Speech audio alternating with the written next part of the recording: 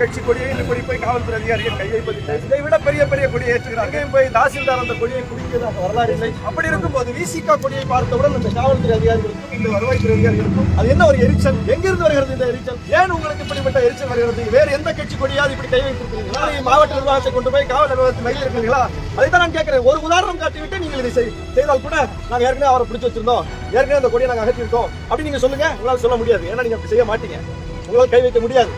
ஆனால் விடுதலை சிறுத்தைகள் என்றவுடன் உங்களால் மிக எளிதாக இதை செய்ய முடியும் என்றால் அதை அனுமதிக்க முடியாது. சட்டம் எல்லாருக்கும் சட்டம் தானே, எங்களுக்கு மட்டும் தனி சட்டமா? சட்டமே நாங்கள் இயற்றியது.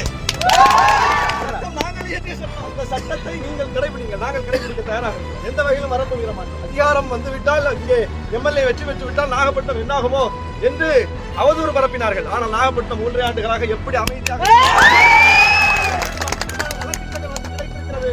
எவ்வளவு புதிய திட்டங்கள் இந்த நாகப்பட்டினத்துக்கு கிடைத்திருக்கிறது என்பதை பட்டியல் போட்டு எங்களால் சொல்ல முடியும்.